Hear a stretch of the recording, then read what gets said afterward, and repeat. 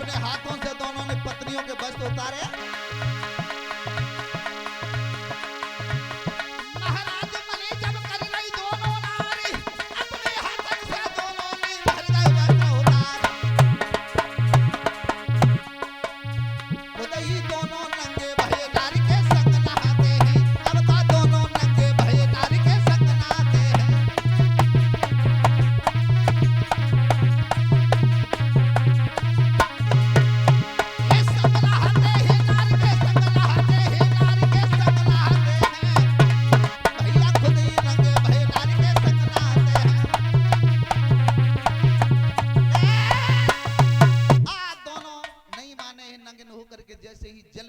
किया अकस्मात देव ऋषि नारद आ गए। जैसे ही नारद आए पत्नियां तो बाहर निकल आई, अपने अपने शरीर को ढक लिया है वस्त्रों से। दोनों जल में ही खड़े रहे।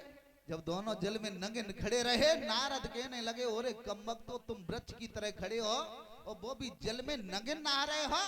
तुम दोनों पुरुष बनने लायक नहीं हो। एक मेरा अपमान किया, एक वरुण भगवान का अपमान किया।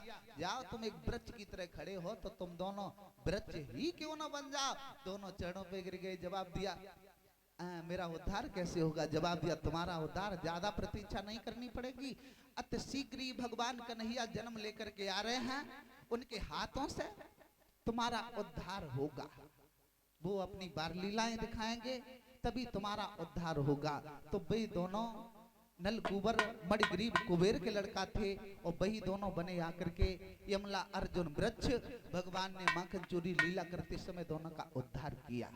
अब हुआ ऐसा, भगवान कन्हैया इधर यशोदा मैया उठा के लेके आई है वृंदावन। उन गोकुल वालों ने सोचा कि अब यहाँ पर अच्छा नहीं लगता है, क्योंकि यहाँ पर प्रतिदिन कोई ना कोई उपद्रव होता रहता है।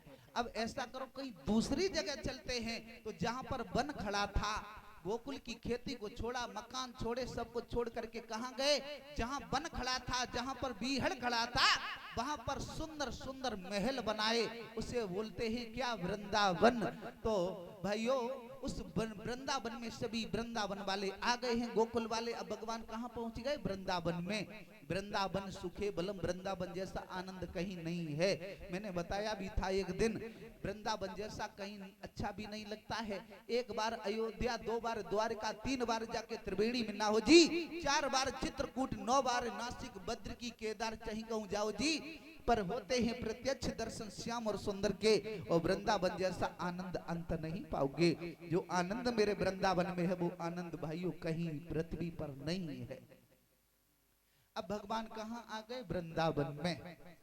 अब जब भगवान कन्हैया वृंदावन में आ गए, अब भगवान का काम वही रहा माखन चोरी का।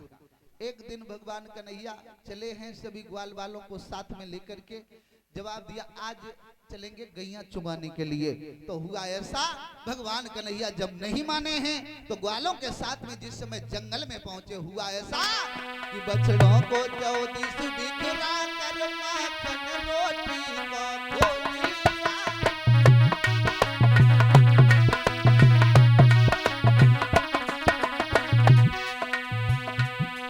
भगवान कन्हैया जब गैया चुगाने के लिए गए,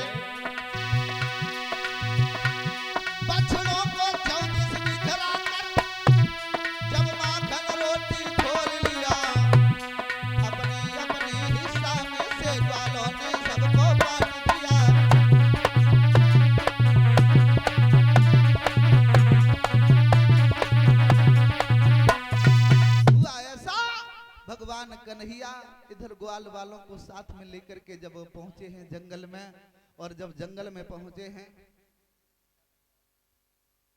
माखन अपने अपने खोल लिए हैं। और जब माखन खोल लिए हैं एक दूसरे के चाखने लगे। इधर हुआ ऐसा, जो दामा नाम का ग्वाला था वो अपने घर से भोजन लेकर के नहीं गया था। जो दामा नाम का ग्वाला था वो अपने घर से भोजन लेकर के नहीं गया था। भगवान ने देखा है सभी ग्वाल वाल अपने अपना माखन खा रहे हैं, तो मनसुखा जो था, वो दामा जो था, वो अपने घर से छाछ लेकर के गया था। तो उसी समय दामा ने मन में विचार किया, ये तीनों लोगों का स्वामी है, ये भला राजा का लड़का है, मेरे घर का छाछ कैसे खाएगा। उसी समय वो दामा नाम का ग्वाला एक वृक्ष की ओर से लग करके वो छाछ पीने लगा। भगवान ने देखा है कि ये अपनी छाछ को पी रहा है। आगे बढ़ करके भगवान कन्हैया ने देखा है उसके बर्तन में कुछ नहीं रहा, तो भगवान कन्हैया उसके ओठों को ही चाटने लगे। इधर ब्रह्मा जी ने देखा ब्रह्मलोक में, बाजीबा ये कैसा कन्हैया है जो ग्वालों का झूठा भोजन खा रहा है, हम इसकी परीक्षा करेंगे।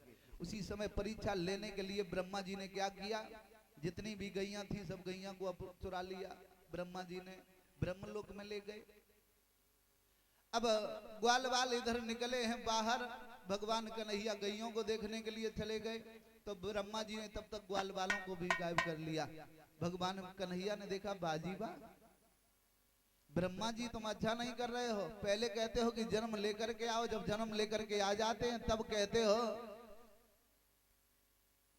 तब ये कहते हो हमें परीक्षा मेरी लेते हो। उसी समय भगवान कन्हैया ने चुटकी बजाई तो वैसी गैया तैयार हो गई, उसी तरह के ग्वाल तैयार हो गए। अंत में भाइयों ब्रह्मा जी ने देखा है कि अब देखिए 6 महीना व्यतीत हो गए, अब कन्हैया क्या कर रहा है। तो 6 महीना जैसे ही व्यतीत हुए, कन्हैया देखा है ब्रह्मा जी ने उसी तरह के गैया हैं, उसी तरह के ग्वाल हैं।